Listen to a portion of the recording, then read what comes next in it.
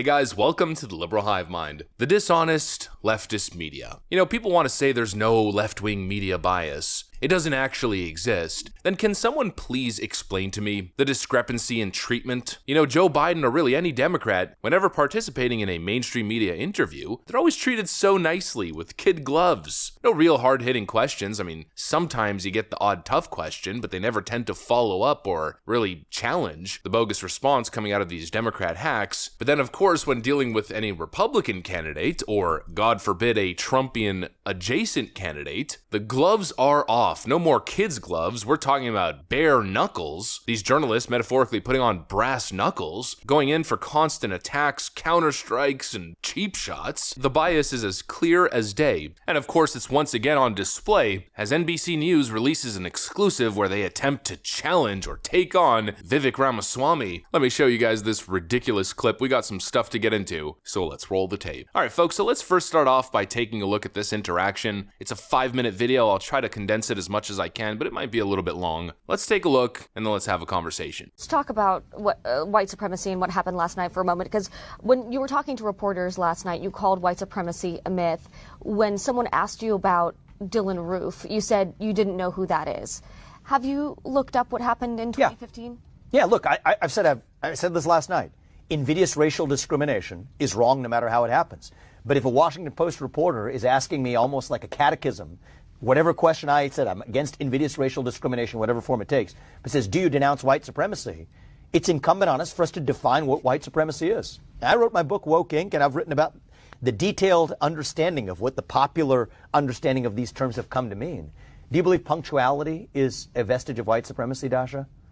Look, because if you don't, then you have a disagreement about many of the people who are defining those terms, or the written word, or the use, or the nuclear family.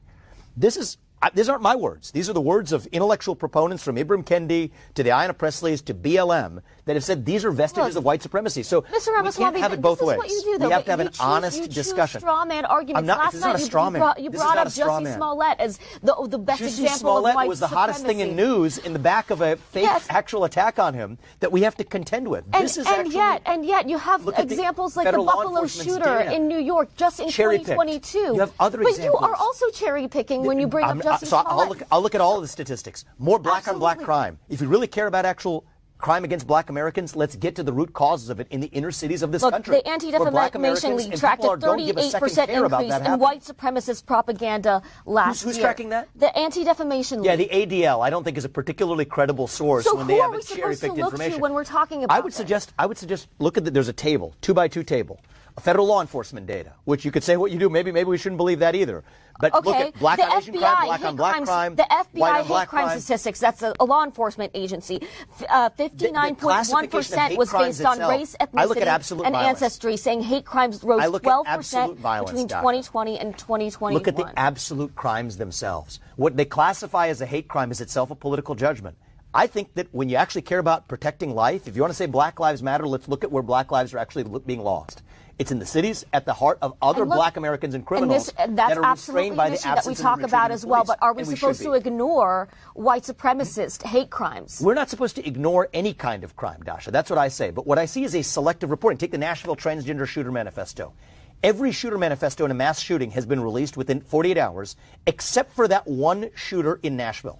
Now, it ended up being leaked. What do you see? It wasn't a white supremacist. It was somebody that was actually making fun of using derogatory terms. I believe. So why are you okay talking about that manifesto and not talking about the manifesto from the 2015?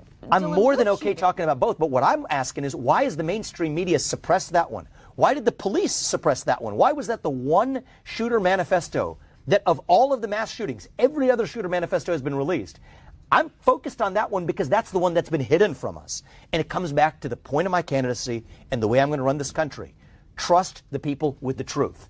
If it doesn't match your narrative, the reality is right now, I think the media did not hold the police accountable. They would have been demanding that. Starting to gain traction with the black community, with Latino voters. Do not worry that your rhetoric is pushing them away. There are folks to the contrary. I think we're going to bring black people into this movement. Who are concerned about your rhetoric. Well, you know what? I'm concerned about their corruption. how do those align with historical racial injustice? injustice? Affirmative action is a debate that is being had. If I may just finish this. If I may finish my point, deal Dasha. with racism, I think I will be but better you're denying that racism is a I've problem. never denied that racism is a problem. And if you listen to the response I gave to that black pastor, my whole point is racism has been a major problem for most of our national history. Same reaction as last time. Can this supposed journalist please, for the love of all that is beautiful, stop talking? It's the same thing every time. And he gets a lot of money from China.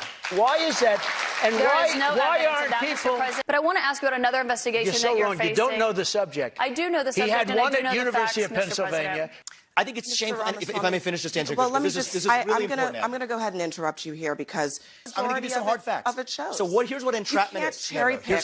I'm not cherry picking. If I may finish, Abby. If I may finish, Abby. I'm not cherry picking. Examples. Constantly interjecting and attempting to fact check. Let the man speak, especially if what you're interjecting with is complete propaganda. She's saying essentially that Vivek is pushing conspiracy theories and wacko talking points, ignoring the truth and the statistics. Hate crimes are up 12%, she says. Please explain to me what that means. The FBI said that hate crimes are up. What's the implication here? That hate crimes only happen in one direction? That it's just white people preying on poor minority groups? Give me a frickin' break. We've covered hate crimes over the last couple of years. In fact, the largest spike that I've noticed recently has been black on Asian hate crimes, or just anti-Asian crimes in general. Not exactly fitting the narrative now, is it? What was it last week? A bunch of innocent white people got stabbed by a crazed lunatic yelling anti-white racial slurs. This woman is blowing a fuse, constantly yelling over Vivek, won't let him finish a sentence in such a condescending and argumentative tone. We don't need your little peanut gallery fact checks, especially if you're so off base with reality. And then Vivek at one point mentioned, well, what about black on black crime? And she said, well, yeah, that's an issue that we also talk about. No, it's not. It's literally not. That is a lie. You are lying, especially NBC News. NBC News mentions and reports and talks about black on black crime and violence. Give me a freaking break. Never, ever. They only ever promote stories that fit their particular narrative of this supposed grave threat of white supremacy. It doesn't exist. In fact, she had to crawl all the way back to 2015 to find her latest example. That and, of course, the Buffalo shooting. So what is it, 2 examples in the last 8.5 years? I have more examples of hate crimes going the other way in the last 6 months. It's all narrative-driven nonsense to push the message, to continuously demonize white Americans as being the core of all problems, promoting this idea of this white supremacy boogeyman that frankly doesn't exist, or certainly doesn't exist to the extent that they attempt to promote it. And this one's personal for me. You guys know that my future wife, my current fiance, is a Vietnamese immigrant. Well, she's had an experience with racism where she was accosted and yelled at and called horrible racial slurs. It happened on public transportation before we met while she was studying. And guess what? The perpetrator was a black woman. The idea that it only goes in one direction, that it's just white supremacy and systemic racism preying on minority groups, is simply a leftist narrative fabrication. And it is a question that is purposely being asked in order to make Vivek Ramaswamy seem so extreme. Well, he won't condemn white supremacy. That's the narrative they're building on from his previous interaction with another journalist when he responded like this. You didn't say that you condemn white supremacy. I'm not going to recite some catechism for you. I'm against vicious racial discrimination in this country. So I'm not pledging allegiance to your new religion of modern wokeism, which actually fits the test. I'm not going to bend the knee to your religion. I'm sorry. I'm not asking you to bend the knee to mine, and I'm not going to bend the knee to yours. But do I condemn vicious racial discrimination? Yes, I do. Am I going to play your silly game of gotcha? No, I'm not. And frankly, this is why people have lost trust. And I know you're going to go print the headline tomorrow. I already know this. We already know how your game works. Vivek Ramaswamy refuses to condemn white supremacy because you asked a stupid question. The reality is, I condemn vicious racial discrimination in this country, but the kind of vicious and systematic racial discrimination we see today is discrimination on the basis of race in a very different direction. That journalist, of course, then followed up by writing, I asked Vivek if he condemned white supremacy. Vivek said to stop picking on this farce of some figment that exists at some infinitesimally small fringe. He said he condemns vicious racial discrimination but would not bend the knee and condemn white supremacy. First of all, he did condemn white supremacy. He literally stated, I condemn any form of vicious racial discrimination in this country. But essentially what he said was stop picking on the fringe, on this small fringe while ignoring the whole picture. You know, essentially what Vivek is saying is, why are we focused on this specific narrative, on demonizing white people, on crafting this left-wing narrative of this white supremacy, systemic racist boogeyman, rather than looking at all the facts, rather than looking at things from a more neutral perspective? He's applying rational analysis, and their response is to engage in a horrible gaslighting campaign aimed at making him sound crazy. Ooh, crazy Vivek and his wacko conspiracies. But when you listen to the actual content of his speech, it's as clear as day where he actually stands. Enough with the lies coming out of the mainstream media. He's attempting to put a magnifying glass on all the hypocrisy, and this leftist lunatic, masquerading as a journalist, seems just generally quite offended by it all. NBC News is a propaganda outlet. This isn't journalism. Journalism would be asking important questions, attempting to understand a different perspective, allowing the viewers to critically think, not gaslighting the viewers or gaslighting Vivek Ramaswamy himself because you're offended that he's getting too close to the truth. You know, I think this moment was very telling.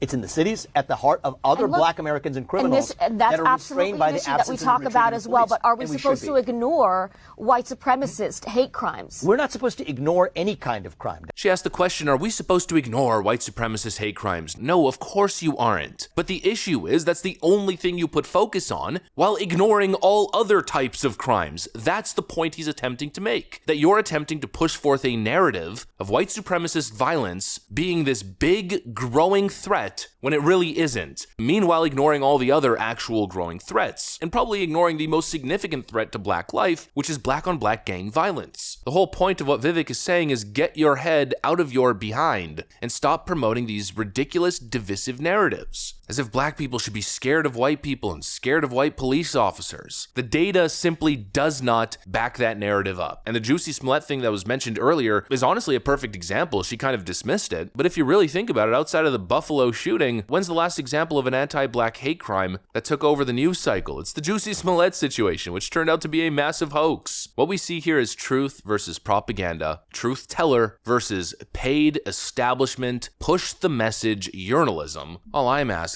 is, please, for the love of all that is beautiful, stop talking and let the man speak. He's providing actual interesting insight while you yell a bunch of baseless leftist conspiracy theory propaganda nonsense. And I'd say that that dynamic is clear as day. Anyways, that's pretty much what I got for you guys. I think Vivek held his own. I think Vivek is honestly, in my opinion, the most impressive candidate I've ever witnessed. The guy's an absolute beast, and every day he gives a master class on how to handle these dishonest media hacks. Here's yet again another one, an absolute embarrassment for NBC News, and whoever that journalist was, not even interested in knowing her name. She conducted herself immaturely, unprofessionally, and she doesn't know what the hell she's talking about. She is in no place to be debating anyone, not to mention her job as a journalist is to ask good questions, not debate and constantly fact check with your bogus data. That's it, thanks for watching, and hopefully I'll see you on the next one.